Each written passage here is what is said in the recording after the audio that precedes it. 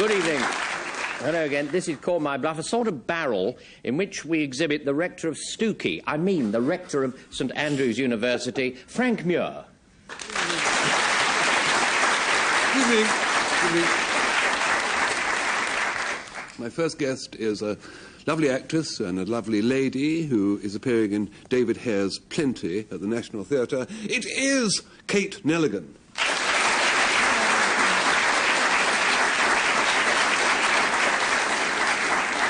My second guest is lovely-ish. He can be described as a journalist, the scourge of Hollywood, and our man about cinema, Barry Norman.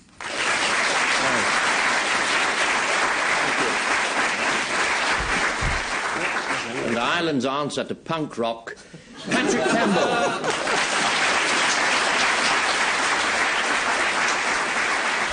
Good evening.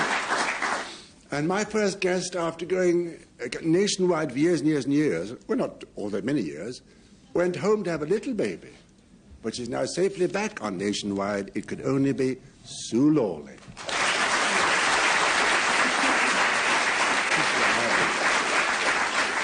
And my other assistant is on brief parole, doing a bit of porridge, Richard Beckinsale.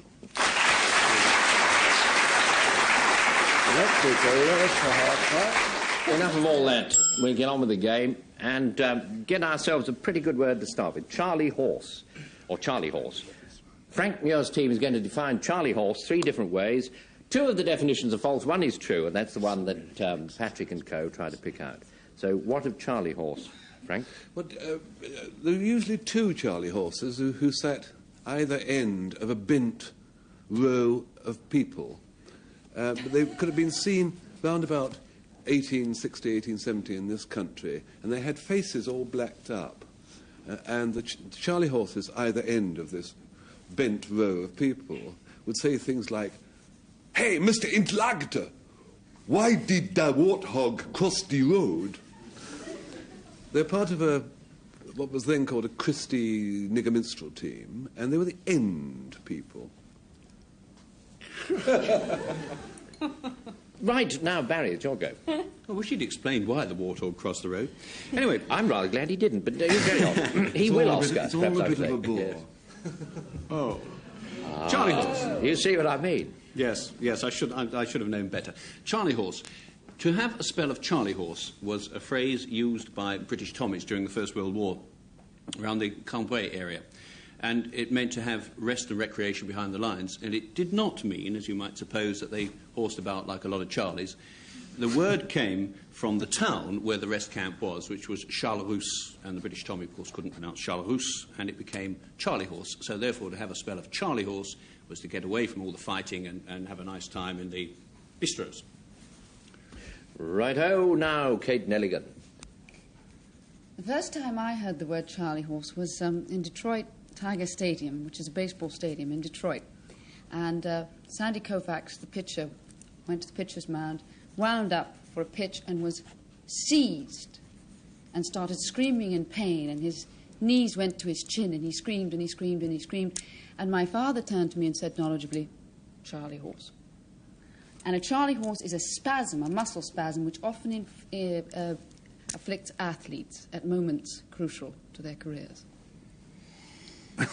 So it's a kind of a minstrel, stands on the end, kind of a spasm, that kind of thing, cramped, athletes, and it's a French town. Patrick, your choice. I'm in some difficulty here, see that I don't understand a single word about baseball. I don't know what people are doing. So, what two? Hey, Mr. Persons on the end of a row of bent people. I'm ashamed of what I said and forget it. I can't see that at all. You said Charleroi? Charleroi. Oui. Of course, it's Kate's Charlie Horse, isn't it? It's a kind of muscular spasm. You're choosing that. It was indeed Kate who said it. She now has to tell you, true or bluff. Here he comes.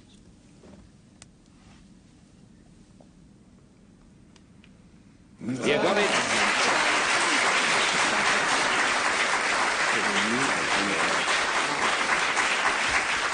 Charlie horse is a kind of cramp. And here we have another word, braggart, and Patrick will tell you what it means. Among the many historic objects on view in Berkeley Castle is a braggart. Oh, good.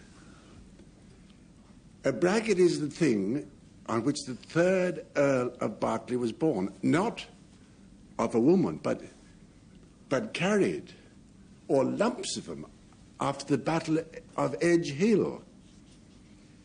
Born on a braggart, but carried in lumps, having been cut to pieces.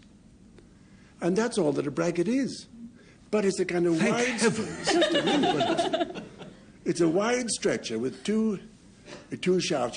You tie the shafts onto the end of the horse, and the other ends you can drag on the ground, and in the middle is the remnants of the third Earl of Berkeley. If you want to kill them right off, anyway, but there, it's supposed to be that. Now it's Richard Beckinsale's go.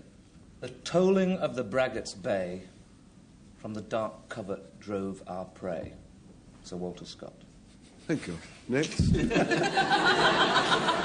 A braggart is a female hunting dog used by huntsmen because the female pursues the prey in a far more tenacious manner than the dog. It was ever thus, Richard. I can go on. Oh, no, I can't. Is there any more? No. I thought you'd got a bullseye there. Sue, Lawley, your turn. You've heard of a brighettophile, and you've No, heard... hang on. What? Brighettophile, as in braggart, braghettophile. I have now. And you've heard of a red-hot poker. Yeah. Well, the two go hand in hand. Because a brighettophile enjoys stirring his braggart with a red-hot poker. I wouldn't go hand in hand with a red-hot poker. No. Well, it is nasty. Is he a muller? Exactly that. I think he knows the word. Exactly that. An ale muller? Yes, exactly. Because it's a mixture of beer and honey, braggart, you see. And a brighettophile enjoys stirring it up with a red-hot poker, or indeed throwing a handful of spice into it. So it's the stuff you drink, not the poker or the chap who does it. Yes, mulled well, stuff. we'll get that straight. It's a tipple, sounds rather good, a lady hunting dog, and it's a stretcher. Sounds rather uncomfortable. Frank? Hang on. Play amongst yourselves, mate. For a limited period, Frank. Well, Patrick's load of rubbish, which about dragging newly born bits of an earl. No. Around the I thought He'd been dismembered. they were newly dead. Yes, fresh dead. Well, any road up. Then there's the houndess, a braggart. Braggart hound. It's very nice. They all sound right, do they? Or the mulled... I don't think it's mulled wine. I think it's Paddy's rubbish about this Berkeley hunt. Rushing after the remnants of the Earl. The stretcher that was tied on the back of a horse and you Or dragged an whatever earl it was. about in it. Sounds convincing. Let's see whether it was true or not. Well, without confidence, I might say.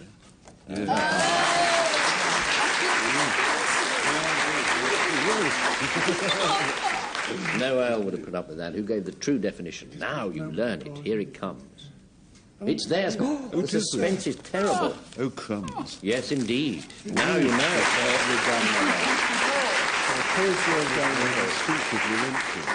Sometimes it actually is the drink made of beer and honey or whatever. Our next word is corpion, and Barry Norman will tell you all about it. Well, a corpion is not, as you might suppose, a scorpion that's lost its head. It's actually a herring that's lost its head, what you might call an herring. When I say that it's lost its head, I don't mean that it's got stoned out of its mind on whatever herrings drink in fish bars and is going around the seabed threatening to lick its weight in sprats. I mean that it has, Just a minute. in fact, lost its head. Shall I continue? Well, May yes. I continue? If you We could don't have improve to the go material grinding a on, little. Barrington. Let's have some lad. more. It You is finished. No, indeed I have not. Carry on, no, then, no. if you must. I must. It is a herring that has been beheaded, an herring that's been beheaded. And this is not as sad as it sounds, because by the time this happens to it, it is virtually a late herring anyway, because what happens is that as it's plucked out of the net, or indeed manhandled in the fish hole of the vessel, the head comes off, and a herring that has lost its head is a corpion. Right. It might be. We had pilchards last week, I seem to remember. Yes, it did. Nostalgia. Kate, your turn. Well, as we all know, the prophet Elijah in the desert was nourished and fed by ravens. And the raven became a symbol which was dear to the hearts of people who built churches in the early Christian days. And it is, in fact, an architectural embellishment which you often see over the doors of churches, shaped as a raven. To protect the raven. Not to protect the raven, no, not necessarily, as a remembrance for their kindness to that great prophet Elijah in feeding him in the wilderness, Patrick. Sort of a I haven't gargoyle. answered a single word of anything. Dear me. Yes, Frank, your turn. Corpion is an organ stop found on dirty big organs. You don't get it on harmonia, do you? But only on massive organ jobs, for manual things, as at Ali Pali or Albert Hall. And it's in the woodwind range of noises, and rather throaty oboe hum, not at all unlike the sound made by an enormous cat purring. A what? Don't matter to you. Enormous He's cat on your purring. side, you know. A sort of Oh, Lord. Yeah. Good stuff. Great. It's an organ stop, just like that. It's a raven-shaped gargoyle, and it's a herring without a head. Richard, you'll go. You're on your own, lad. Oh, Right then. right. Herring. Pardon? Herring. No.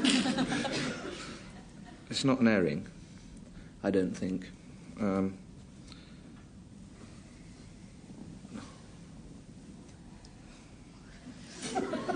say something if it's only goodbye. I think I'll go for the organ stop. Yeah, you've forgotten the other one, is that right? No, The sorry, raven yeah. on top of the door. Oh, good for you. I just wanted you... Yeah. The organ stop, that was Kate... No, it wasn't. It was Frank. How could I mistake them? True or bluff, Frank?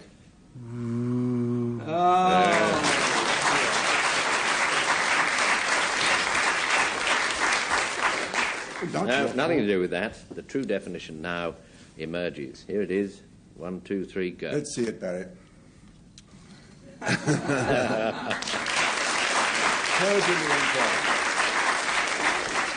That's right. A corpion is a herring without a head. Now, here you have an interesting word, obviously spelled backwards. I don't know. Neganapant, I should think, but you'll hear lots and lots of pronunciations of that. Richard, you'll go. Leganapant. The Valhalla of a Solomon Islander. ... The Solomon Islanders believe that when they're asleep, their souls depart from their bodies and go to Leganapant to make their houses that they're going to live in when they're dead. Leganapant. All right. have a Y-front Could be, Nagana could pen. be. Sue Lawley's go now. Actually, Y-front is not far wrong, Frank. You're on the right lines, because it's really a Red Indian G-string. But it's somewhat larger because it's for men. It's when a young Red Indian boy is initiated and enters manhood, becomes a brave, he goes through this initiation ceremony, and for it he has to wear a Nagana pant, which is a small sort of, well, it might be a large, you never know, apron, which he wears in the appropriate place, and it's usually made of woven grasses or horsehair. But they do prefer it to be made. They find grasses more comfortable.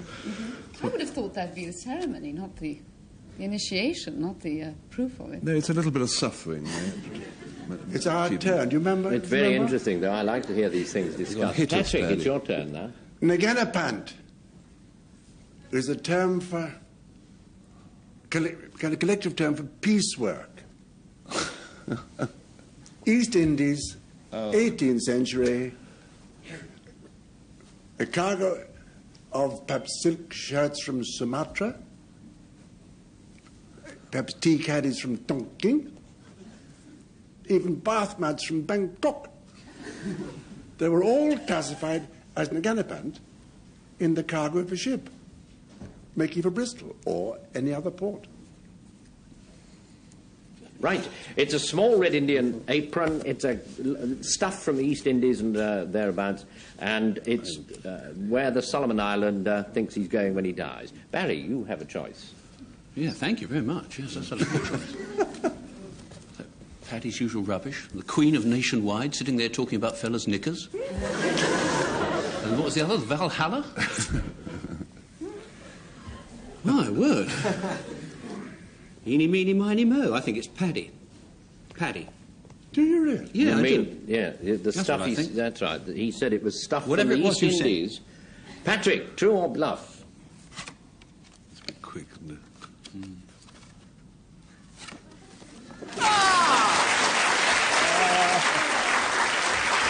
I thought I could screw up my hand. Every word he said was true. It's now 2-2. Gets interesting.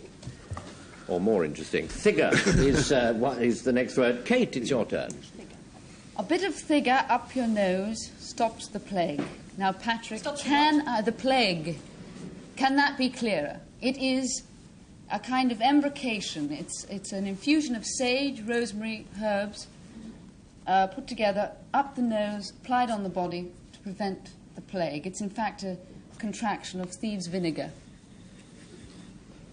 Contraction Of the two words, darling.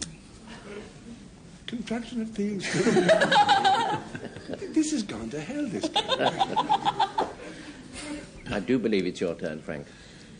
Figure is a little wooden thing hanging behind a wooden cottage door, usually on a bit of string, and it's a kind of locking device, really, because you get the figure, and where the thing goes up and down like that, in between its hasp, you shove the figure in above the lattice bit. So anybody coming in, trying to get in on the outside, can't get in, because the metal bit won't go up, because the figure's stopping it. See, and when you get up in the morning, you just take it out and let it dangle on its bit of string. It's a very good idea. What's exciting? Oh, Barry Norman, you have a go. Well, a figure is what the Australians would call a wowser or a bludger. But it is not. It is not an Australian word. It is, in fact, a Scottish word. And it is a word meaning a mean kind of person who never stands his ground. Thus, if one Scotsman should say to another Scotsman, "Listen, hen, if you didn't pay for the next round of drinks, I'm going to pit the boot in," what he actually means is that the Scotsman so addressed has to decide rapidly whether it is preferable for him to get out of the pub with his wallet intact or his person intact. A figure, in other words, is somebody who always stands round fumbling in his sporran for his loose change when somebody else is actually paying for the round of drinks or the taxi fare or the bus fare or whatever they do in Scotland. That is what a figure is. So, it's a mean Scotchman. I would have thought that was a tautology in a way. It's a door lock. Oh, watch and it, it's lad. It's a sort of antidote for the plague. Sue. I think Kate merely redefined snuff, thus inspiring Mr. Muir to take a pinch of the wretched stuff I saw in You're doing it again. You are doing it. I couldn't help it. Oh, let us see it, Frank. I love to And see snuff it. is snuff is snuff, so I did think that figure is snuff. And I didn't much go for the Scottish story. I'm sorry, it was beautifully told. Very beautifully told, but I didn't. I've got a feeling I almost know the word. I mean, you won't be right. That's the trouble. But That's the major trouble. I just got the feeling that I know that the thing for putting the wood in the hole is a figure. You think you do you? You're I picking think I that do. because it was Frank who acted all that, wasn't it? Now, is that true or bluff, Frank? It looks like a winner there, unfortunately. You thespian. Can't get it open. You rotter. You'll come back from the door. Have no fear, Oh, what a tease it What a is. nice game it is. It's a nice... Who gave the true definition of figure? Now it comes. Oh, not you again. There you are. If you can It's an old meanie, is what it is. 3-2. Parzival, I suppose you say. Sue Lawley, it's your turn. Parzival, I would say. If you're a bridge player, do any of you play bridge? Because if you do, you would probably have heard of it, although it's a little archaic now. But certainly Omar Sharif, Terence Rees would certainly have heard of it, because it really is when you hold honours. You know, when you play bridge, if you have 4 honours, ace, king, queen, 10, you score 100 points, 4 honours if they're trumps. And a Parzival is actually a name for holding 4 honours, but it's not used anymore in bridge. It is used in a game, wait for it, called Tiddy, which is a poor man's bridge. It's even a poor man's whist, because you only deal out 40 cards. And as in bridge, when you score 100 points for honours, in Tiddy, you would score 16 tids for having 4 honours, for having a Parzival. I thought If Tiddy you were was... awake, you would, I should think. I thought Tiddy was naval... No, I was just thinking it sounded very like Abel Wackets, another card game we once had here long ago. I've never forgotten all the other words. Patrick. The Parzival is a benign, almost balmy wind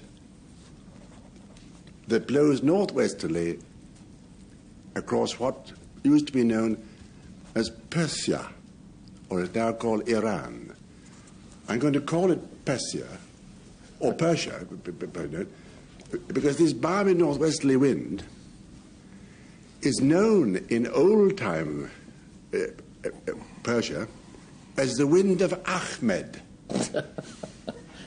Because Ahmed was a mythological god of spring, just as we have goddesses of spring in Great Britain. They have Ahmed in Persia. Well, why did you go around masquerading as Parzival? What? That's virtually what I was saying. What? Next, please. Wind. No, Richard Beckinsale. Or Dick. A Parzival is a non-rigid balloon. What's a rigid balloon? Another way. Which is a balloon with no framework inside. A balloon, in fact. A balloon. A balloon. Thank you. By... Oh. No, you go on. Go on, go on. It's named after the famous... I think it was the inventor, Professor Herr August Parzival. A very famous German balloonist of the Edwardian era. I knew his brother Fred. And this balloon, the average size of the Parzival balloon, held 190,000 cubic feet of hydrogen. Good heavens. Oh, it's a bit big for a party. Or a bit more. That's all. Oh, it's the lot. I thought it was the lot. I could have listened to it. It's a term in the card game. No, called Tiddy. It's a wind from the Middle East, around about the Middle East, and it's a balloon. Kate, your go. Patrick, when you said it was a benign wind, I knew you must be telling the truth. What about the others? Because it sounds so insincere. You don't fancy the balloon? The balloon? I think not, because the name Parzival, Herr Siegfried, whatever his name is, I mean, it doesn't work. Oh, That's gosh. not on, is it, really, Richard? And 16 tids. 16 tids equals 1 Parzival, I ask you. Patrick, give me something. That was the wind he spoke about that had to do with a fella called Ahmed. True or bluff? I'm far less benign than you.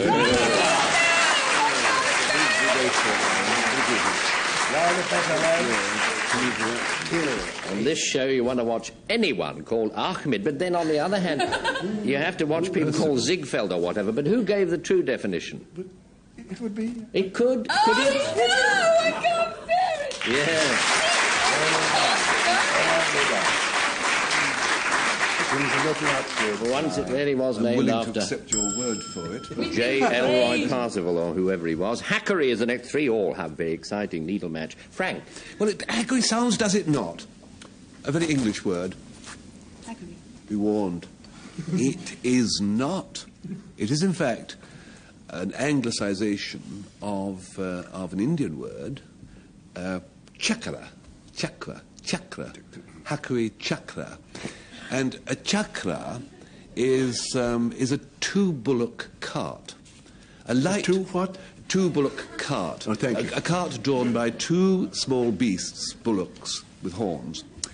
And it's a sort of light domestic cart, such as an Indian lady might do her shopping or fetch the kids back from school in.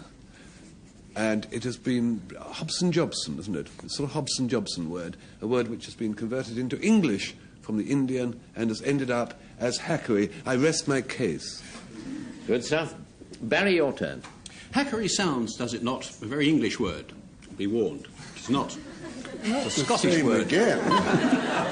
It is a Scottish word. Kindly pay attention, Paddy, when I'm speaking to you.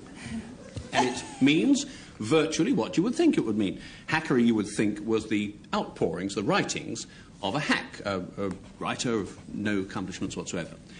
It's not quite that. It is, in fact, a word that means the place where such hacks gather. And it was coined by Macrae, the editor of the Hibernian, and he used it to refer to the inhabitants of no less than Printing House Square, home of the Times, the Thunder itself. A Scottish word, hackery. It's a place inhabited by journalistic hacks. Kate, your go now. If you're a pigeon fancier, you look for, in a pigeon, you look for bright eye, colour of the eye. And another thing you look for is the brightness and variety and sheen of the colour of the feathers round its neck. And a hackery is the term that they use for this band of feathers round the bird's neck. All right, so it's where the hacks gather. I could name the pub if I dared. It's birds' feathers round the bird's neck, and it's a very light two-bullock cart from India. Patrick, what do you think? We are in full agreement here, falling into a pit. Yeah, you'll be all right. The intrusion of Hobson and Jobson into your drivel. Who are Hobson and Jobson? What are they doing in that? Well, they collected a whole lot of these Anglo-English They words don't answer a and made a question. They dictionary just of it. remain silent. Well, you asked me. But that's rhetorical. So I'm Not a lot just... of time, Patrick. I don't know The if journalists you never care, get but- together. They couldn't make journalists get together in a hackery. Other people get in there too. Huh? It must be a little ring round a pigeon's neck. Yes. Kate, true or bluff? Because it was you who said it. True or bluff? Tell them.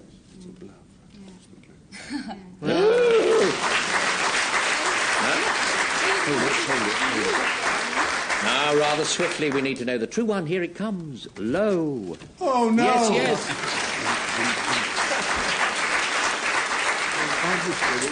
So, there you are. There you are. It was really and truly that bullock cart of which Frank spoke so feelingly. Well, the score standing at 4-3. The game has come to an end, and just by a whisker, Frank Muir and co. have won.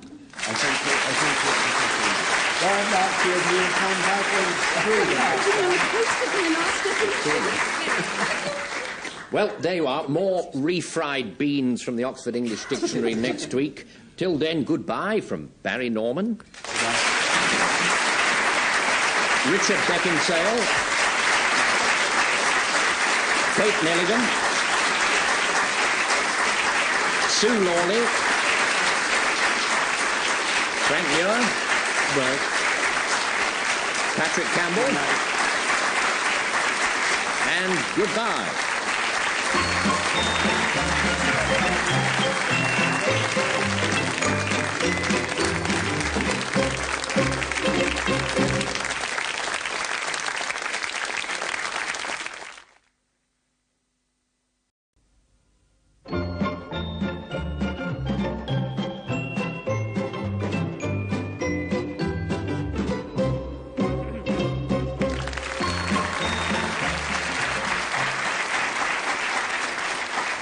Hello.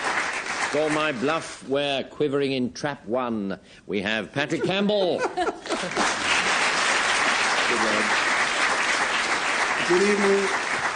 And I began by quivering in trap one, but I've been much soothed by the presence of my dear little friend, Sue Lawley.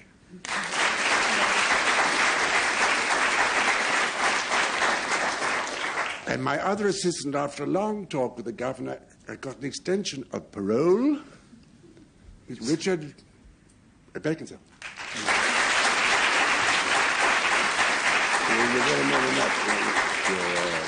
And in the sheepskin noseband, I mean the pink bow tie, Frank Muir.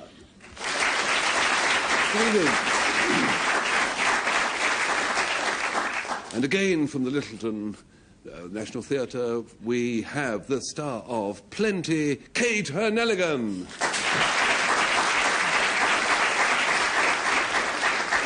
And on my left, novelist, journalist, and cinema buff, Barry Norman.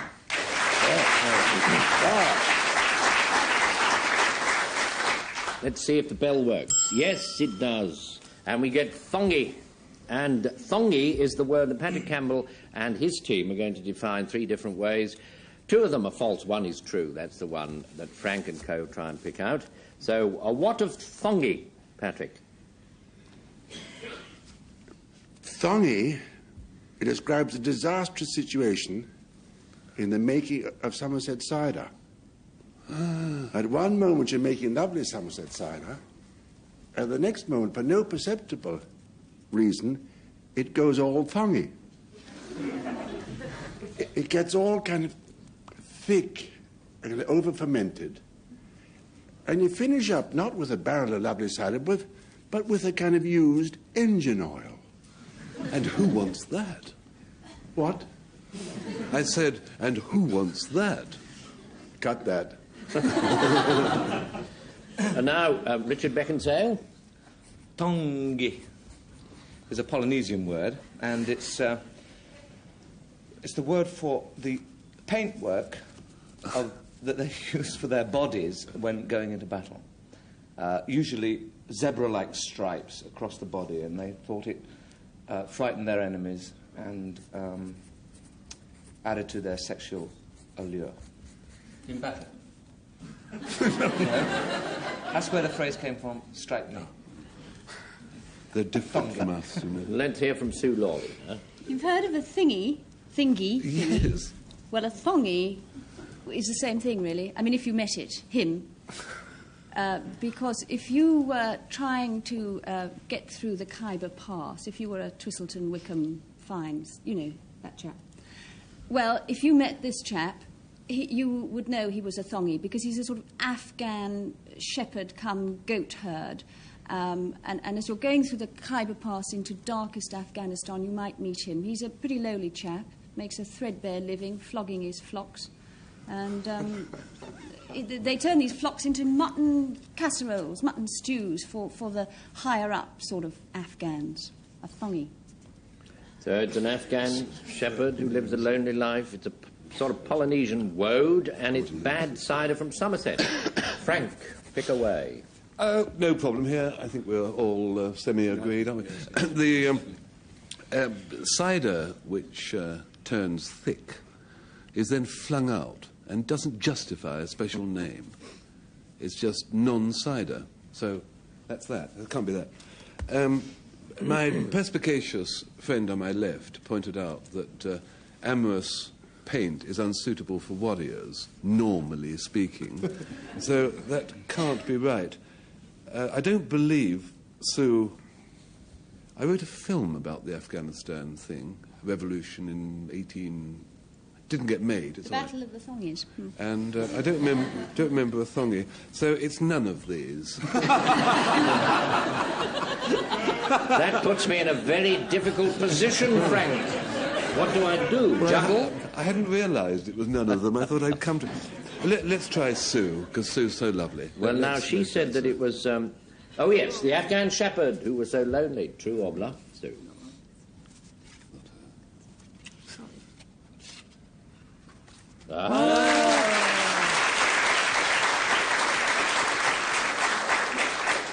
No, which was the true definition of thongy? Rather better climate, suddenly. Here we have... Cider? There you are. Some cider. Yeah. Bad, like Frank. It's cider that's gone off. Cider that's gone all wrongy. Gone wrongly, yep. So we have scrivello, and I shall invite you, Frank, to define it. Scrivello. Scrivello.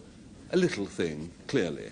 It's a little elephant tusk, actually, which can weigh up to, but not exceeding, 20 pounds.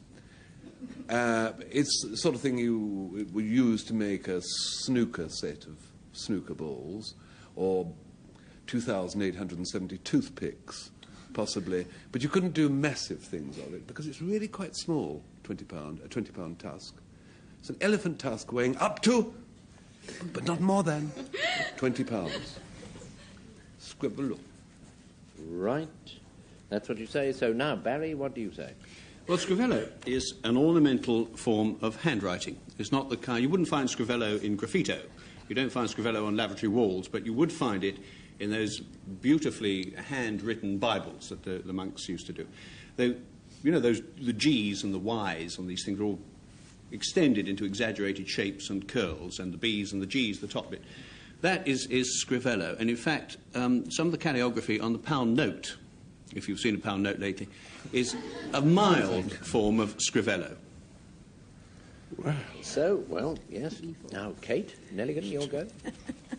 Scrivello is, in fact, a piece of gardening equipment which you need if you want to grow orchids successfully, because it passes hot, warm air from a boiler system under the floor into the greenhouse and provides warm, moist air for the growth of tropical and difficult plants. So it's somewhat elaborate handwriting. It's a certain size of an elephant's tusk, and it's a hot air pipe into a greenhouse. Patrick. They've got them worried. A hot air pipe? That's called a hot air pipe into a greenhouse, not a scrivello. Indeed. All this 20-pound nonsense. You know that 20 pounds of elephant's tusk makes 2,800 toothpicks. Can you prove it? I said about. I take your point. It's enough from you, thank you very much. With elaborate handwriting, it sounds too much like elaborate hand. I'm sure it's something to do with hot air into greenhouses. Yes. You're choosing that? Yes. You will. Firmly. That was Kate. She now tells us. Was she teasing? I take great You're looking pleasure. much too happy. Oh. It's you, isn't it? No, she's just having you on there. So, who gave the true one? One of the others must have done it. Follows as the night the day. Oh, no.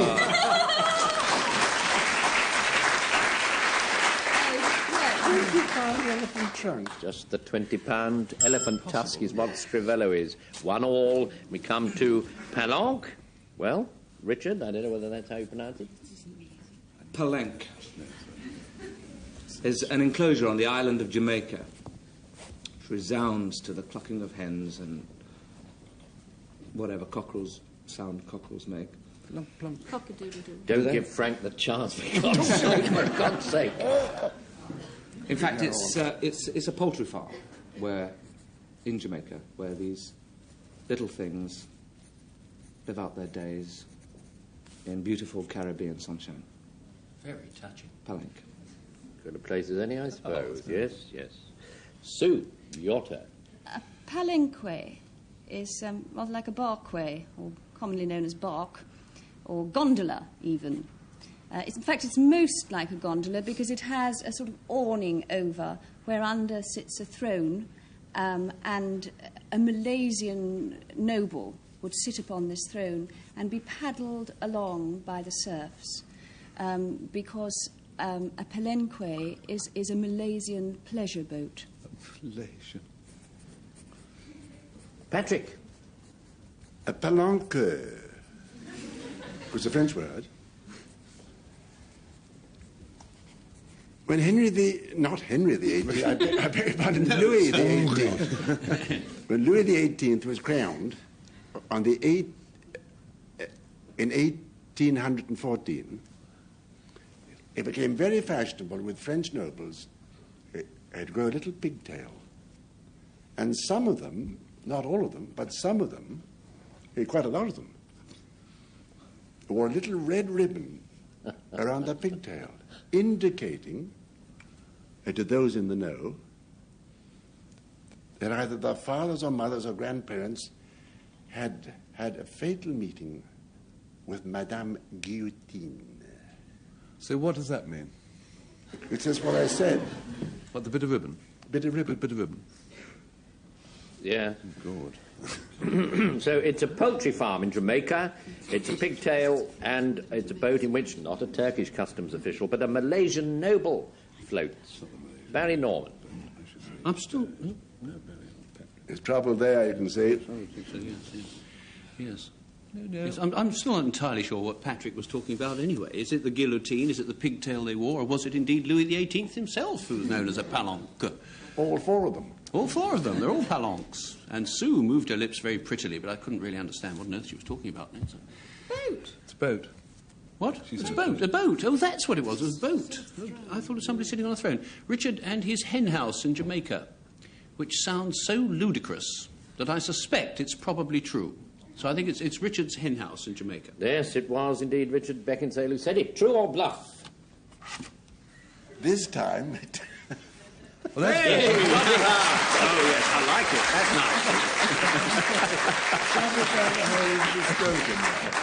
nice. Something told me you'd got it right there. I thought so. You know, Barrington, I really did think so. It's this hen house, far away. The hen house far away. And we have Picklin now. Barry Norman, your turn. Picklin is a kind, or was actually, a kind of oil lamp that was much used in the southern states of America. Patrick, don't look at me like that, you're putting me off. It was much used in the southern states of America. And it is, in fact, it's a bastardized word. It's an Americanization of the name of the inventor of this particular oil lamp, whose name was Picklin. And the Americans, when he introduced himself, said, "My name is Picklin, I have here the oil lamp." They said, "Oh, that's great, Mr. Picklin, we'll take it up." And so the lamp came to be known as a Picklin. Yes, so there's one now for another from Kate Nelligan. What do dairymaids' aprons, anti-fly meat covers, and potato sacks have in common? They are all made out of picklin, which is a cloth which is like linen, only coarser, but not quite as coarse as canvas. You wouldn't use it in a sailing vessel, but you would use it to make the items that I mentioned. Mm-hmm. So, Frank, your turn. Very boring nail. Do you want to hear any more? We're rather busy over here. Just carry on. It's a nail which is L-shaped, which is bent over, which is quite difficult to make, because if you just bend a wire nail, you can't hit it because the hammer slides off the bend bit. And if it's a cast iron nail, where it's a T-shaped nail, the cast iron tends to break. But they used a lot of them in the railways in the 19th century. Very boring. I warned you. So, Not sufficient warning, pardon. well, you have to take it on the chin, Patrick. But it's an oil lamp, it's an L-shaped nail, and it's this sort of light cloth. So, Richard Beckinsale, your choice. Yeah. Yes. I don't think it's an L-shaped nail. I don't think it is. It Don't might be. then. See if I care. And the pickling cloth doesn't really appeal. I think I'll go for David Picklin and his lamp. That was what Barry Norman said. It was. True or bluff? That's what I said. Oh!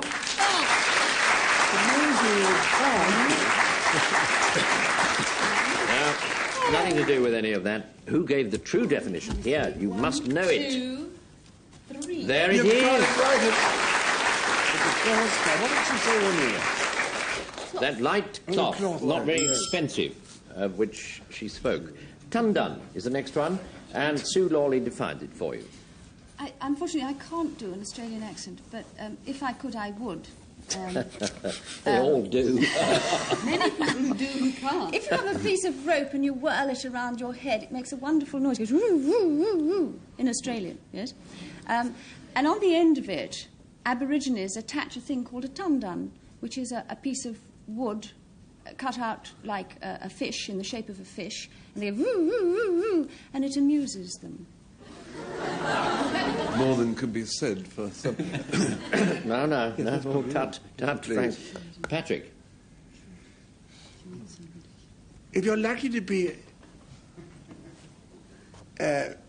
on informal terms with the Chinese viceroy, a kind of... How are you going on, Fred? But that kind of chummy terms with the Chinese viceroy, of course, pre-Boxer Revolution. Oh. You could say to him, hello, Tan. This would not mean anything rude at all. It simply means benign ruler. Tan. Now, Richard tells you a thing. Tundan, according to the superstitious Burmese, is a giant who lives inside Mount Kindat. And these definitions come from far-flung parts of the world. I've got the travelogue here, you see. And they think that whenever he wakes in his sleep at night, or in the day, sometimes he sleeps in the day, he causes earthquakes and floods and calamities. And they call him Tundan. Well, you would. No, it's a rather nice Chinese greeting. It's what Australians, many fine Australians, swing round their heads, and it's a Burmese giant. Kate. Well, Patrick, if I went to China and said hello, Tundan, what would happen to me? I don't know. Not necessarily. Not much, I shouldn't think. Richard, I can't tell when you say anything, whether it's the lie or truth. So I just listen. Sue, I think it's probably this ridiculous fish at the end of a rope, because it's so ridiculous. You're going to choose that, Kate, are you? Right. Sue, true or bluff? It's a bullseye. Well done, Kate. It's only a game, you know, darling. They're having the most remarkable good fortune. And anyway, but that's what it is. It's, skill. I've quite forgotten what it is, but it's whatever. Oh, yes, they swing it around. 4-1. Scrotcher is the next one. Kate Nelligan. Well, if you're on a diet of scrotcher and water, you're in dire shape, because it's a kind of bread. It's a slang term that grew up in Newgate Prison, which was a prison for debtors. And it's a word that's used for bread made from barley, which goes stale quickly, and I shouldn't think tastes very, very well. So you say. Right, now I invite you, Frank, to proceed, if you will. Consider mentally a deer's antler, starting from the skull and working north. All proceeds well until almost at the end, when the antler seems to erupt into lots of little bumps. And those bumps are called scrotchers, or scrotchers, depending on whether you pronounce your O as a U or as an O. I'll go through it again. No, thank you. If you start at the tip of an antler and work south, very soon you will notice... Oh.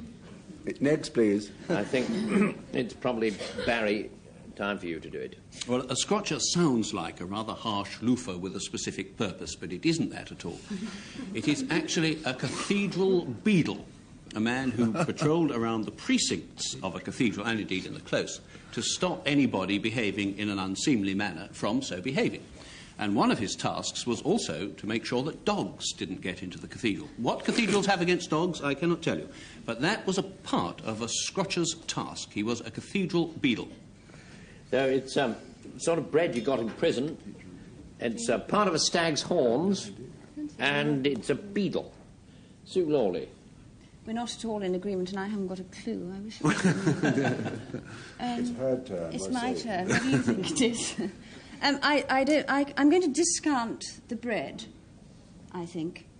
Nobbles on an antler. Nobbles on a crotch. Shrewd point. Yeah. Come on, Sue, Beetles, get it right. dogs, crotch. Yes, I think it's the nobbles on an antler. Do you indeed? That was, Frank, your definition. True or bluff? Lo and behold, you're right.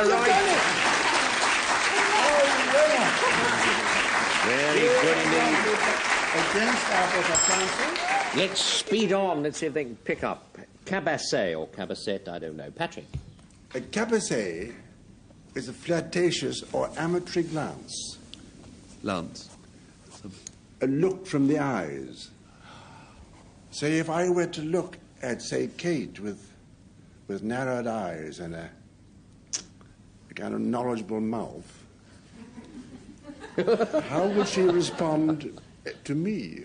Need you ask, Patrick? Yes. He's pleading. Doesn't do much for me. You might be Do it again, prepared to give Patrick, me a will you? roguish glance over your fan, if you had one. But that's what it is, anyway. A roguish male glance. Very With well intent. acted, too. I could have done with more of that. Richard, your turn. A cabassette is a square basket. From Malaysia. Norfolk. Everest. Medieval times. Poor Richard. Just get on with it. I don't think he really is taking much notice of what you're doing. You take your own pace, lad. I'm a bit frightened to say where it's from, actually. It is actually from Italy. And, do you believe that? And it's like a box-shaped basket with divisions inside. And there are 12 compartments to take wine bottles, full wine bottles. And they did make them with 6 holes in to take 6 wine bottles. And that is called a cabassette. But it's spelt with an extra T-E at the end. Yes, right. Now, Sue, it's your turn. I was watching Doctor Who the other day, and the Time Lords in it were wearing really what you might have called cabassette, sort of hats. And they were worn by 17th century infantrymen. They were sort of like a brimless bowler hat coming right down, a sort of pudding basin. And indeed, if they had taken the hats off, I mean the 17th century infantrymen, not the Time Lords, if they'd taken the hats off and put them upside down, they could have served as a shaving bowl, you know, as long as they'd have stood up on the deck, or a sort of soup bowl, which they could eat their soup out of and then presumably lick it and put it back on their head again. Cabassette. Sort of helmet. Yep, sort of helmet. It's a basket you carry wine bottles in, and it's a flirtatious glance. Frank. Flirtatious glance, or whatever it was. The 17th century hat used for all other purposes seems sort of frightfully new, doesn't it? Not very hygienic, is it? Washing your hands and so forth, having soup. They didn't cut their hair very much in the 17th century, so it would have been all rather sticky. Particularly with minestrone soup. Got all the debris. The basket from Italy is very interesting. Do Italians have wine in 12s, or are they metric and in 10s? That's a very good point. Anybody know that? Richard, do you know? No, he does. No. He does, but he's not going to say anything. So Frank. we're driven back on Paddy's roguish glance. Again. And again, we're driven back on Paddy's roguish... Not for you, wait. Are you going to choose that? I am going to... Well, if you are, I'd love him to do it while he does it, if you see what I mean. All True or over bluff, again? Patrick? I'm getting worn out eyeballs.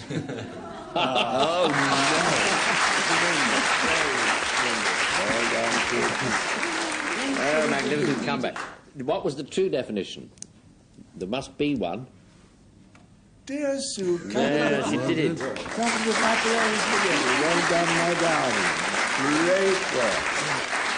Absolutely right. Helmet full of rice pudding. filthy Now, 4-3 and... Oh, hunch we get. And Frank defines it. Unch is a... was a...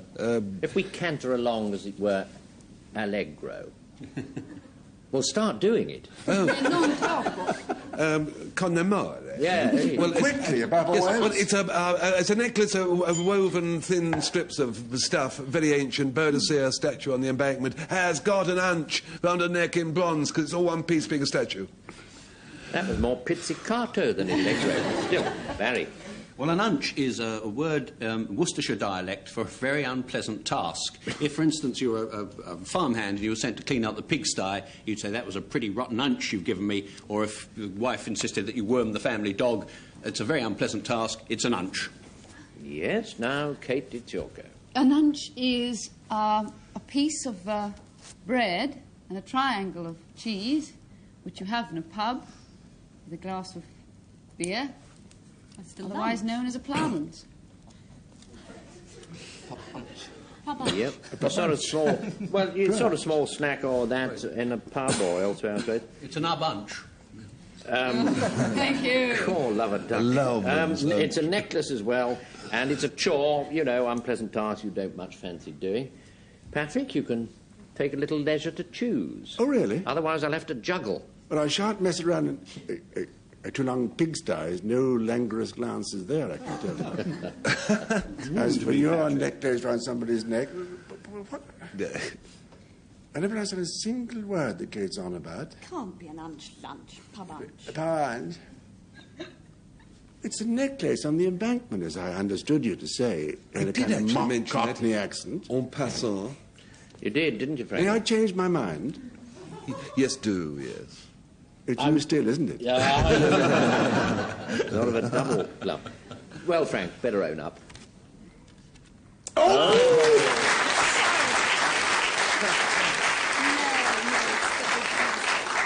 You threw the game away there. You could have had another go. Would have been allowed. So, who gave the true definition? It's there. It's there. I swear it is. It's the unch.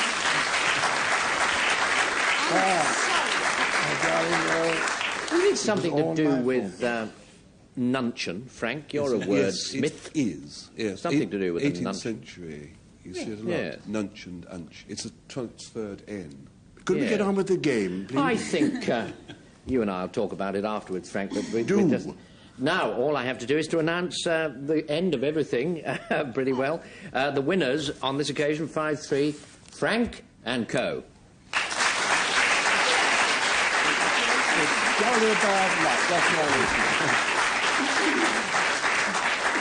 So, there, we put on our bicycle clips and recycle a few more oldies from the OED next time. Till then, goodbye from Richard Beckinsale. Barry Norman. Sue Lawley. Kate Nelligan. Patrick Campbell. Good evening. Frank Muir. And goodbye.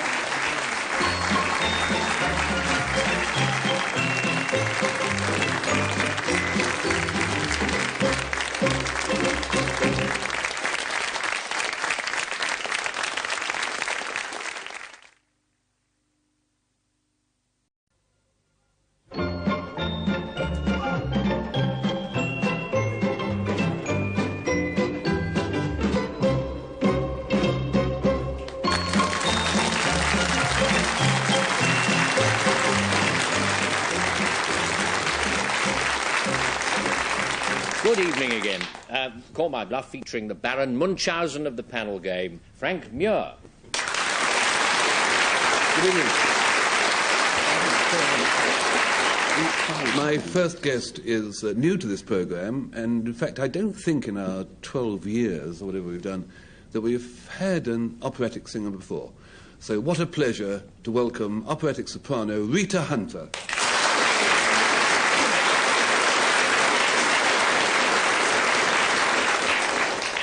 Also, a bit of pleasure in welcoming our next guest, who has been on the programme before. He's a novelist and not a farmer. I'd rather express it, he's the husband of a farmer's wife. And he's the author of Ormerod's Landing, Leslie Thomas.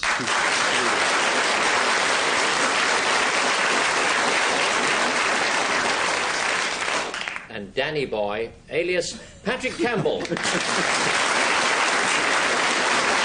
evening. And every time my first guest comes to my aid, which is mercifully very often, she seems to get even tinier and lovelier while I get bigger and older. That could only be Hannah Gordon.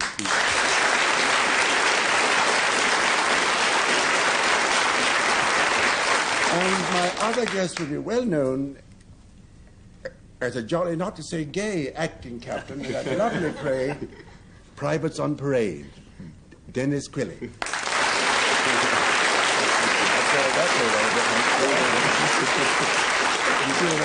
So much for the civilities. Now we begin the game. I ring the bell, and we get a word. Fatigue, I would pronounce it.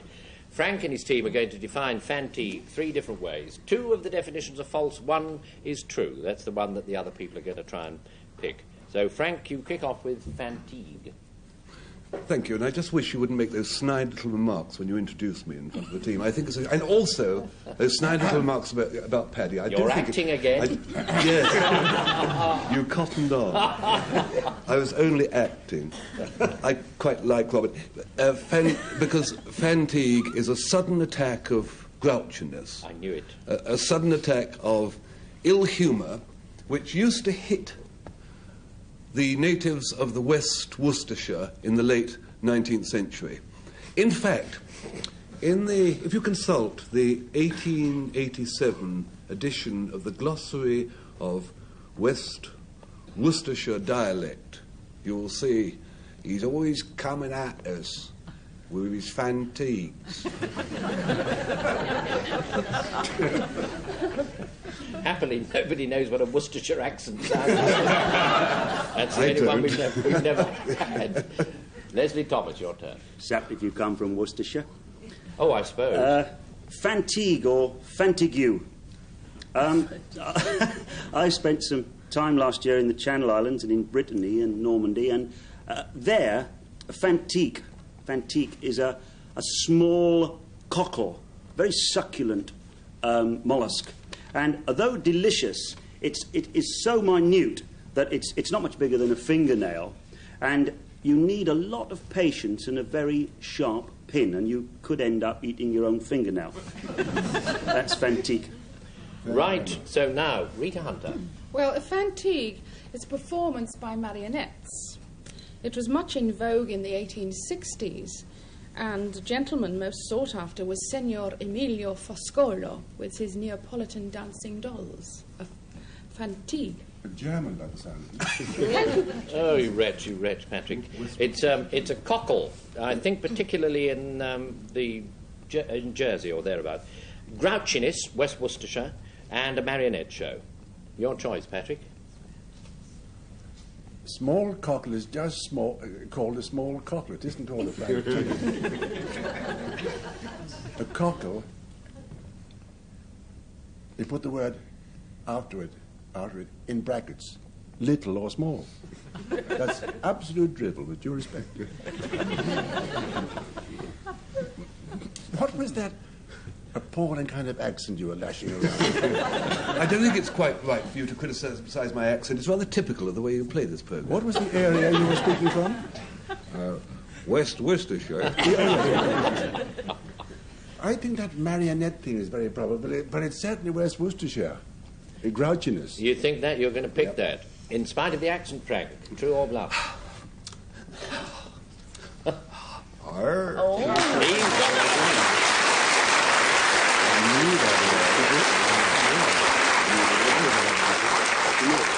It's so unlikely that there should be such a word for grouchiness in West Worcestershire, but so there is. Well, OK.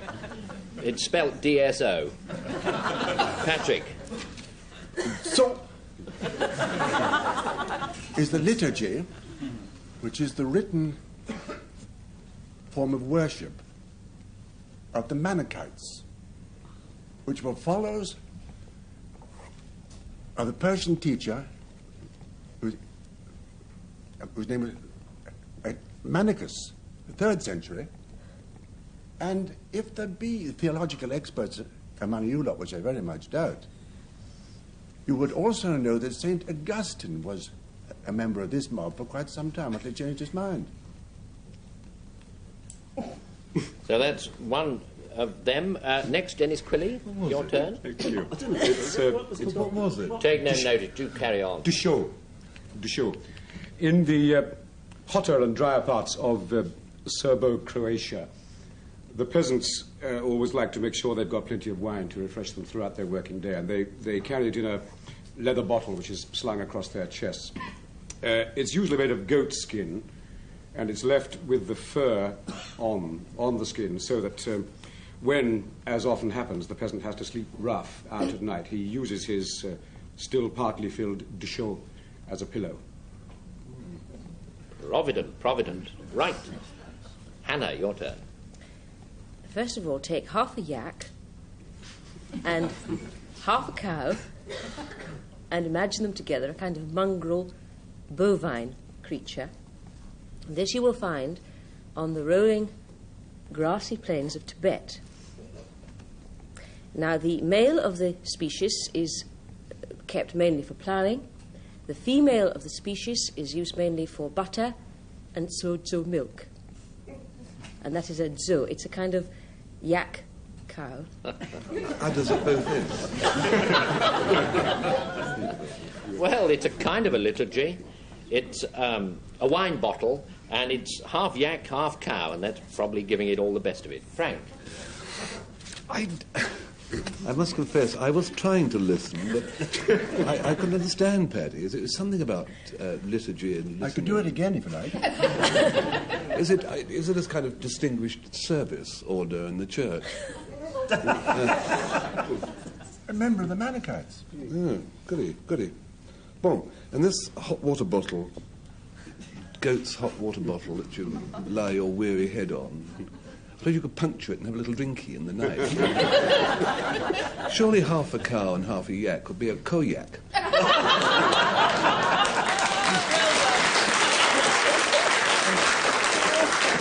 And bald, but that's what we think it is anyway. You're choosing the half yak, half cow. We thought we'd have a... Well, is that wise? Yeah. We'll soon know. Hannah, true or bluff, you gave the definition. He got it!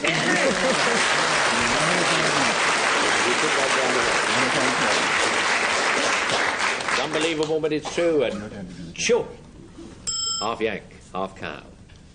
Huxham is the next word. Leslie Thomas will define it. Now, Huxham is a village south of Scarborough. Population in 1931, 1,220 souls. Early closing Wednesday.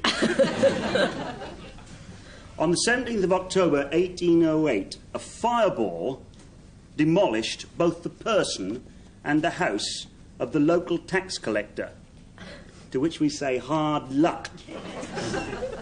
And Huxham has become a nonce word for a God-sent bonus, a happy nemesis. That's Huxham. Right, that. And now, Rita, you say? Well, a huxham is an American device for an over-sprightly horse, for hobbling an over-sprightly horse. It consists of an iron ring with 4 chains, the ends of which are fettered to the horse's feet crosswise, so that it can walk around and graze, but, it can't break into a canter. That's a huxham. Right, so now, Frank, your turn. Huxham is eponymous. What? Huxham is eponymous. Very shrewd. At the turn of the 18th century, as it was just moving into the 19th century, there was a Dr. Huxham who invented the Huxham, which is a kind of a tincture of cinchona bark used for alleviating feverish chills.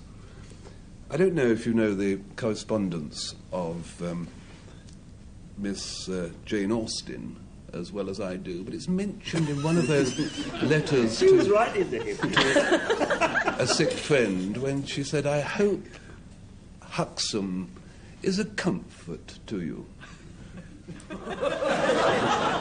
She meant the tincture, not the doctor, I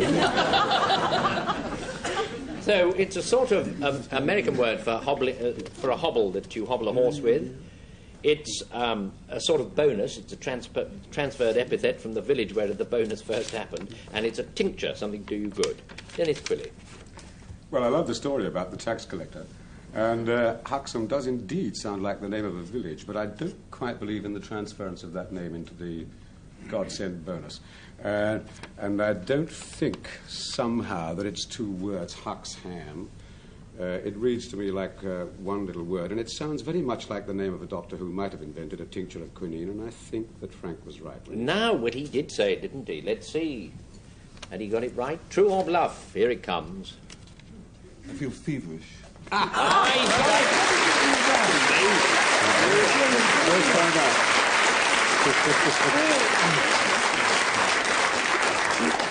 At last, yes, an eponym turns out to be the right answer because Dr. Huxham gave his name to that. Granum is the other one. Pronounce it as you will. Denis, your turn. In an absolutely fascinating book on fishing, which he wrote for the Badminton Library, a certain Mr. Cholmondeley Pennell writes, the granum is a small reddish-brown insect not unknown in certain southern waters.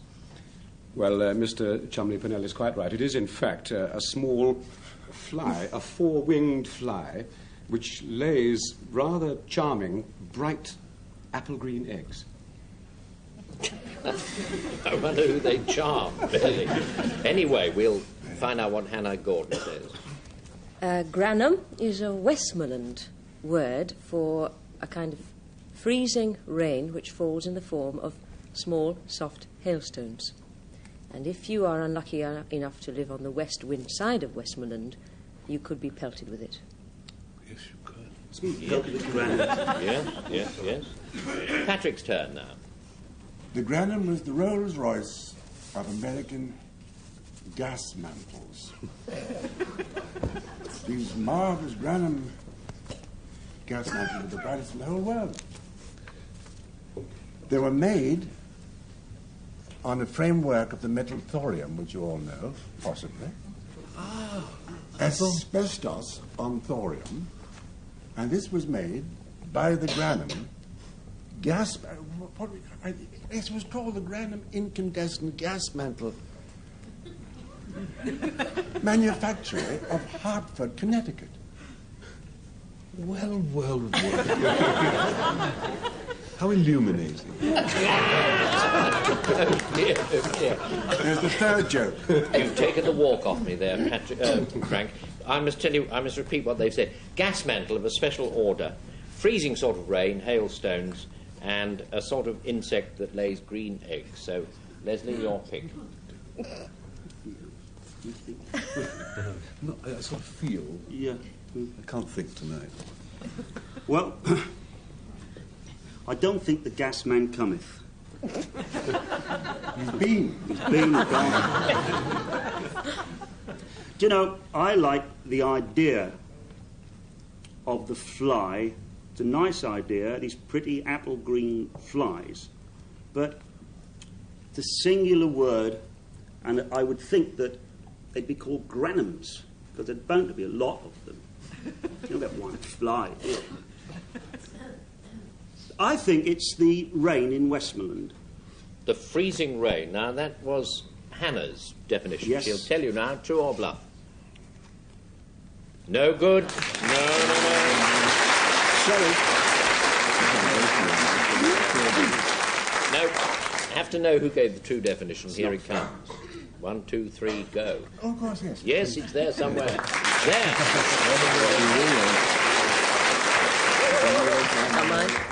And for once, a man with the name Cholmondeley Pennell his initial is H, and he wrote the elements of fishing for trout and grayling. That's all I know, but I thought I'd tell you. The next word is, I would say something like Macekoli. Rita.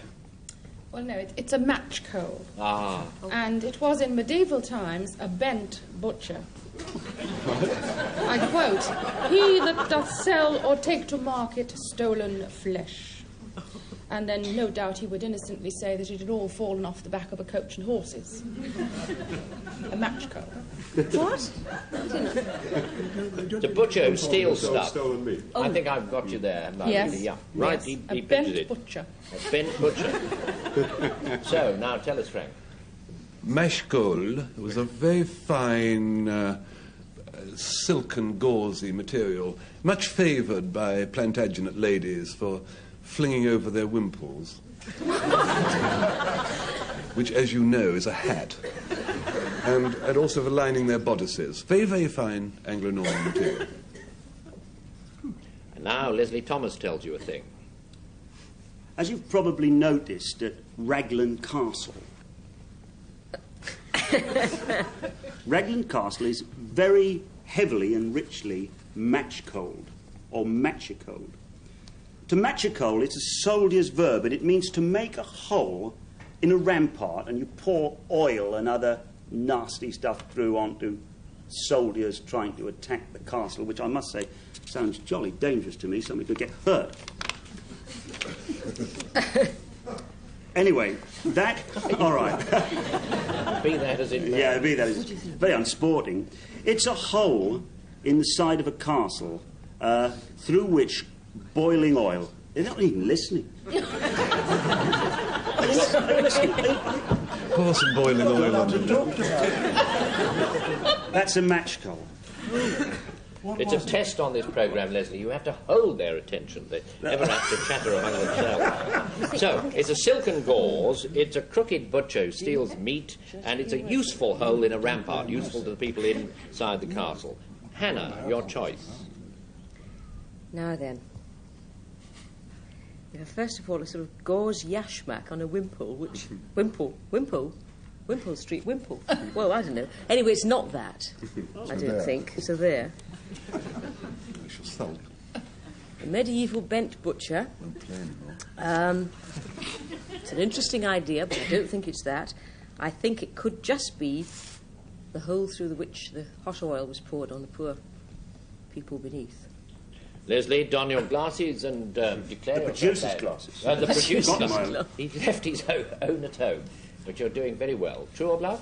Ah!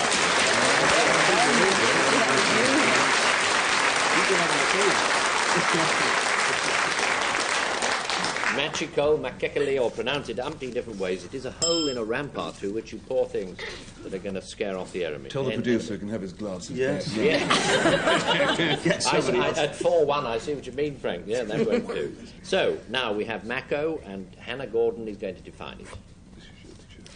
The mako is a gnat light. Okay. No, gnat-like insect, which used to infest the swamps of Florida, and it had a very savage bite, as well as everything else. I say it used to infest because... What's wrong about that? Because it used to infest the swamps, because in 1932, the United States launched a great campaign whereby the gnat was wiped out. Pulled all his teeth out.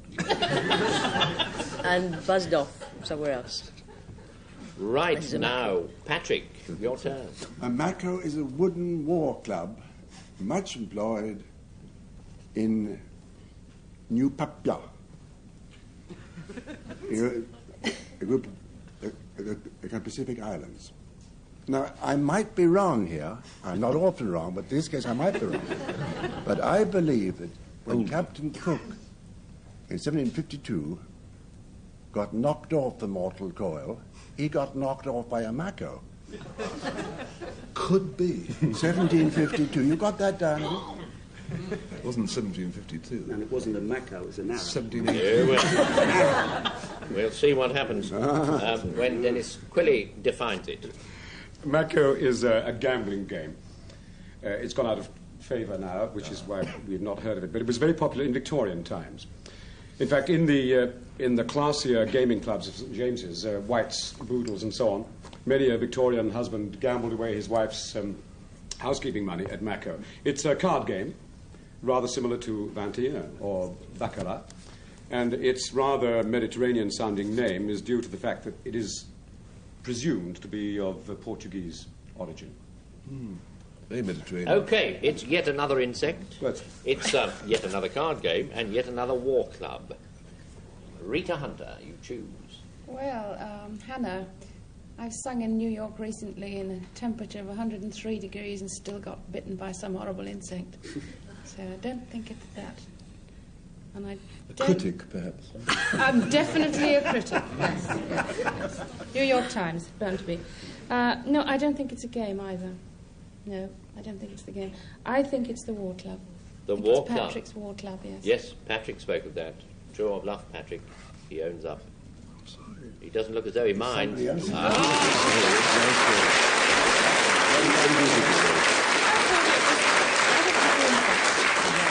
gave the true definition of this word? Mako? Oh, It's there, it's there.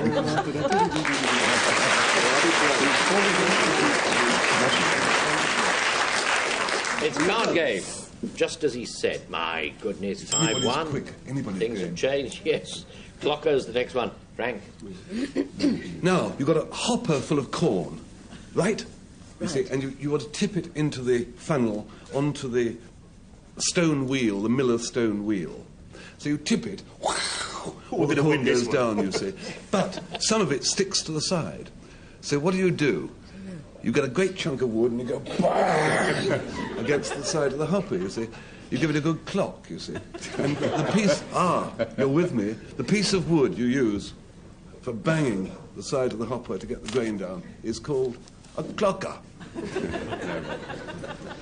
Right, so Leslie Thomas is next. A clocker. Now, this was the name given by soldiers in the American Civil War to a very nasty blister on their foot, which was caused by marching. I mean, you may possibly have seen John Wayne, you know, in one of those films saying, "Gee, Hank, my clocker's giving me hell." It's been suggested by some word buffs that clocker derives from the French word cloque, C-L-O-Q-U-E, which means a blister. That's a clocker.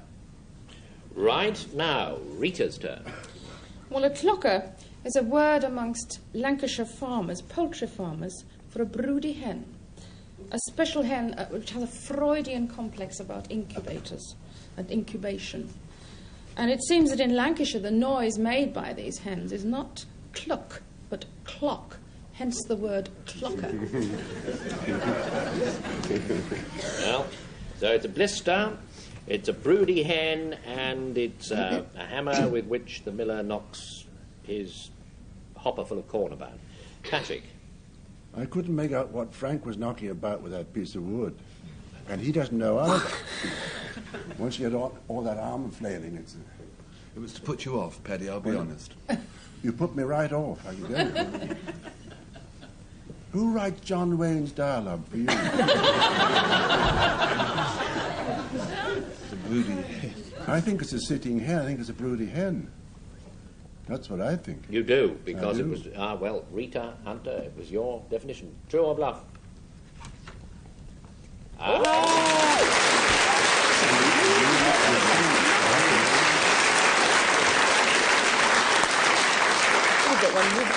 Another bullseye. We can have another word, yes, easily.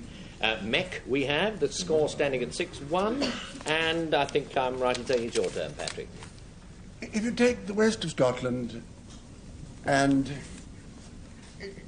a mech is a term for a place where guillemots make little nests and subsequently breed other little guillemots. Don't think we want to go into that. We've been, we're out of it. So it's now Denis Quilley's turn.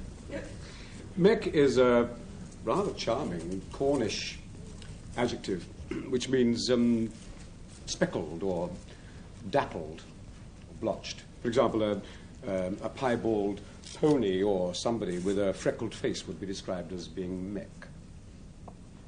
Right. Who comes next? Yes, it's Hannah. There's only one. A mech is a Y-shaped piece of wood in the bows of a whaleboat, and it supports the sharp end of a harpoon. They're all going fast because they want to get another one in for your sake, I think, Frank. But you I never don't will. think they're for our sake. Anyway, it's a sort of thing you balance a harpoon on. It's speckled, term for speckled, and it's where guillemots are, very much among the rocks. Frank? Well, it's me, is it? I was just advising him. I hadn't got the faintest idea. Oh, well. Come on, we've got to rescue this one. 6-2 isn't too bad. We get another one in. It was not the guillemot's love nest. It's not the pie... What have we got here? Piebald thing. And it's not certainly not the harpoon support. It's the... It's a guillemot's love nest. The guillemot's rocky fastness. True or bluff, Patrick? It is. Let's have the true one rather quickly, and then we will get another one in if we move. Yes, there it is. Little thing on which you balance a harpoon. Oh, we'll have to move very swiftly. For this, Horton, or Houghton, who knows? Leslie. A Houghton, a Horton, or a Houghton is a slang name for the common flea.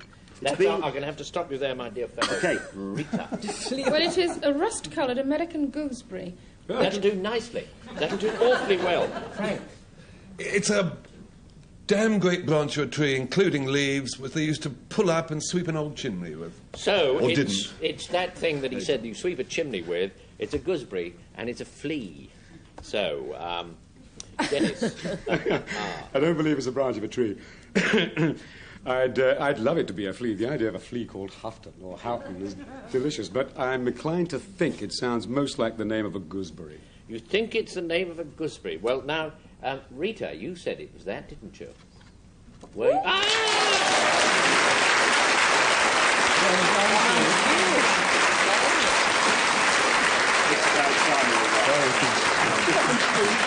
Well, that's very good. It's a large and succulent gooseberry, and I made you do it so fast there's a lot of time left, so they can all read books at home. What a change. Let me tell... Well, we've stood things on its end here because Patrick has returned. Look at the haughty expression on his face. He's amazed. He's amazed. Simple pleasure. Exactly. Well, let me announce it for you, Patrick, that the score being 8-1... No doubt about it, Patrick and Co. have won. Just. We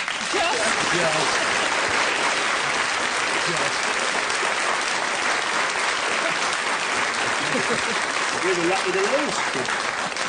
So we'll have another trip to we the... were lucky to come in second. Yeah. Yes. We used to say losing is fun over here, but those are the good old days. I'll leave them talking, and I'll just say good night and everything, and say we're coming back with some more items from the deep freeze of the Oxford English Dictionary next time. Until then, goodbye from Leslie Thomas, Denis Quilley, Rita Hunter, Hannah Gordon, Frank Muir, Patrick Campbell. Good night. And goodbye.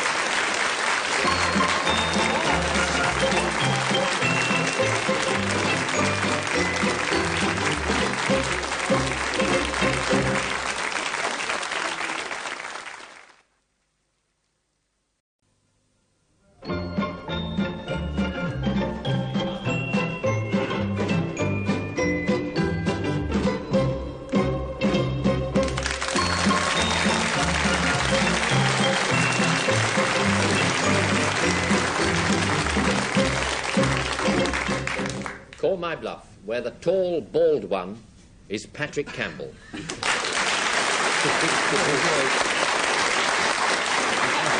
evening. The tall, bald one found last week's work so simple, I thought it best to ask the same team back again so we can once again win 8-1 with the assistance of Hannah Gordon and the acting captain, Denis Quilley.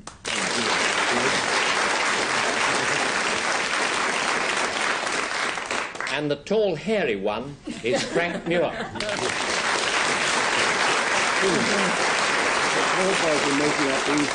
My semi-successful team is unchanged for the replay, with, on my right, operatic soprano Rita Hunter. Hello.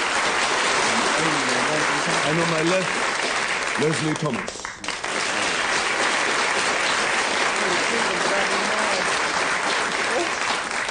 It was quite melodramatic or operatic last week, 8-1. Let's see what happens this time. With Diddle D, Patrick Campbell and his team will define Diddle D 3 different ways. 2 of them are false, 1 is true. That's the one that Frank and his company try and pick out. So, what about Diddle D, Patrick? Diddle D is a name they have in the faraway Falkland Islands for a reddish bush, which is known to horticulturists as Empetrum rubrum. Oh, we knew that. This reddish bush, what grows along the coast of the Falkland Islands, it serves as a kind of soft underblanket for sleeping seals. Splendid. What are you laughing at? Denis Quilley's turn. Diddle Dee was a slang name, a vernacular name in Dr. Johnson's time for a crooked gambling house, a gaming house where the cards were marked or the dice were loaded. And particularly this applied to crooked gambling houses in the London borough of Fulham, which apparently at that time had a particularly evil reputation for the crookedness of its casinos and the number of Diddle Dees within its boundaries. Right, now it's Hannah Gordon's turn. No. A Diddle Dee is a minor official in a group of West Indian voodoo worshippers. Now, he acts mainly as a kind of unholy verger to the high priest, and his main function is to guard the rather nasty symbols connected with this rather nasty practice. You look so disgusted. Does this take place in Fulham? I'm not allowed to answer that. Well, it's kind of a shrub put to all sorts of uses. It's a crooked gambling house once in Fulham, and I'll have to put my glasses on to see this. It's a, yes, can't read my handwriting. It's a minor voodooer. Frank. Don't you voodoo do what you voodoo do? No, don't believe voodoo.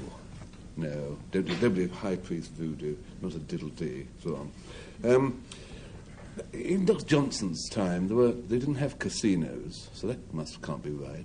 And also all gambling establishments were crooked, so they wouldn't have a special name for them. So it must be Paddy's reddish bush. Right, that's what he said, or thereabouts, some kind of shrub used for a blanket, and I don't know what all, true or bluff.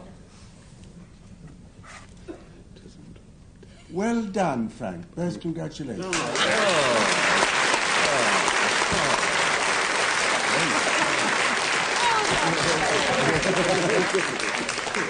All right, flying start.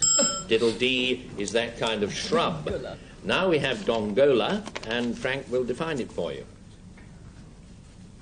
A dongola was part of a Victorian regatta, as might be held at Henley.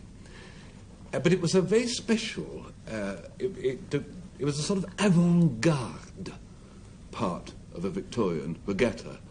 Because, now this is it was a contest between 2 punts.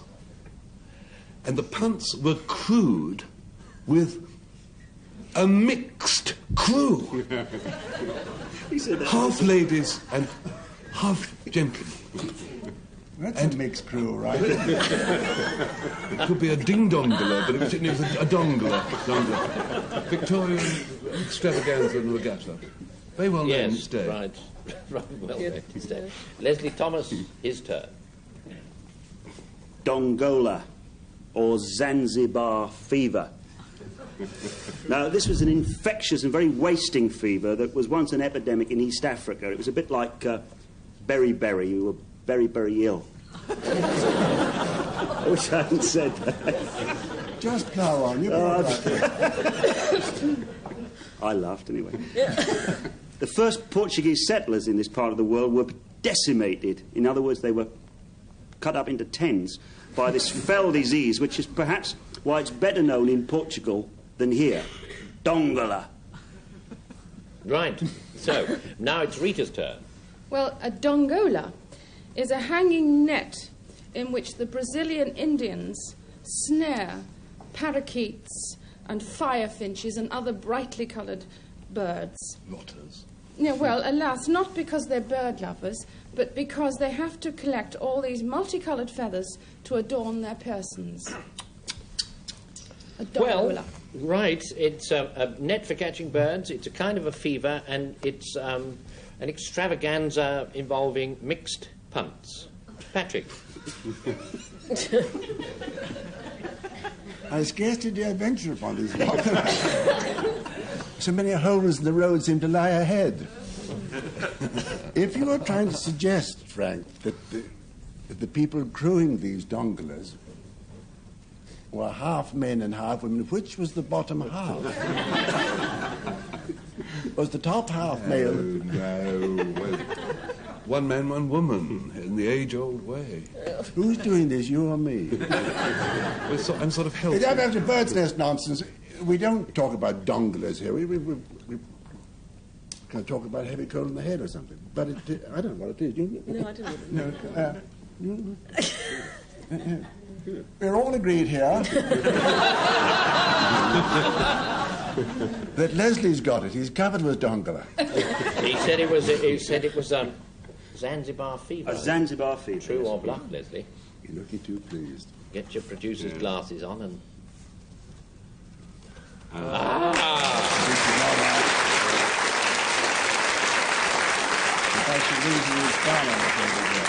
No, he gave us the true definition of dongola or dongola. Well punted, Priscilla.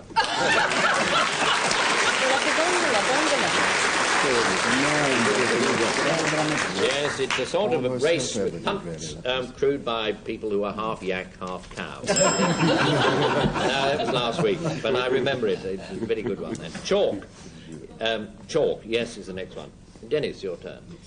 To chalk as a verb is a rather sneaky activity carried out by the customs and excise officers. They don't do it now. It means to burn contraband tobacco. The word's gone out of use now because I suppose if they burned anything now it would be marijuana, not tobacco. But it certainly was a very common custom in Victorian times. In fact, in Victorian times there was one furnace in the London dock which was kept continually alight, chalking smuggled tobacco, and it was known locally and jocularly as the Queen's pipe. Yep. Hannah. To chalk, as Denis said, it's a verb. It's a very useful verb because it's the verb you use when you wish to describe the way you walk when your Wellingtons have got water in them. It's a squelch. Now, you might easily say that squelch was a much more onomatopoeic word, or squelch, but in fact it is chalk. You chalk about in your wellies if they've got water in them. It's good, it's good. Chalk, chalk, chalk, chalk. You squelch because of your socks. My socks squelch without my wellies. Let us not abandon the game. The chalk is a blow with the underside of the fist. It's much used in Cumberland wrestling. You can chalk sideways. You can chalk down. But you can't do the piston punch like that. That's not legal. But you can chalk away forever. Either sideways or down in Cumberland wrestling. Punch and wrestling. Well, it's the action of destroying tobacco undertaken by customs officers. It's a kind of a punch with the underside of the fist, and it's the noise you make when you're walking about in wet Wellingtons. Leslie, your choice. Frank's just said I've got a choice of three. I mean, this is a very easy one, actually. Eeny, meeny, miny, moe. Well, I know that the customs men these days chalk on your suitcases, but I don't really believe that they did this continually. just as well they don't do it today. Half my books would never be published. Wellington noise. Well, I don't know. You know, it's a bit... I can't see it getting in the dictionary as a not. You're smirking. I'm not You've smirking. got it. Am I smirking? A bit. I think it's the blow at Cumberland wrestling. The blow with the underside of the fist of which Patrick spoke. True or bluff, Patrick? That's very odd.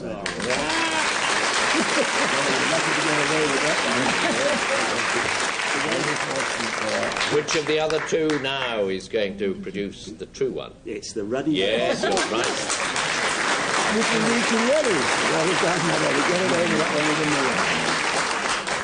The noise in the Wellington is what it is. 2-1. Have another word. Wenday or Wendy, Leslie. Now, Wenday is not just another day like Wednesday or Thursday or Washing Day or April Fool's Day or Good Friday or whatever. It's a special day for a tenant farmer because this is the day he knocks off early so that he can grease the wheels of his hay cart. Or wain. So it's a sort of wain day. Wain day. You know the hay wain, after all. And he can generally get the vehicle in good shape to get the hay harvesting. This is a man's Wenday. Okay. And now it's Rita Hunter's turn. Well, the Wenday belongs to the mythology of the Orcadians in the Orkney Islands. It, or rather she, is a very kindly maiden mounted on a white horse who rides through the sky, luring the fishermen back to safe harbour. Wenday. Right, now Frank. It's rather difficult to explain this. Oh, not one of these. Wendy. I'm afraid it is, Patrick. It's, you know those decisions you have to make, those everyday decisions. When you're lying in bed in the morning, you don't know whether to Get up. take the... Shut up, even. When you don't know whether to use the Rolls or the Ferrari, or when you get to work and you're in the canteen and you don't know whether to have the caviar or the smoked salmon souffle. You're sort of kind of on the horns of a dilemma, aren't you? Yeah. Well, that's what a Wenday is. Well, being on it. Yeah, it's a dilemma. I'm sorry, I did say it's very boring. Well, it was.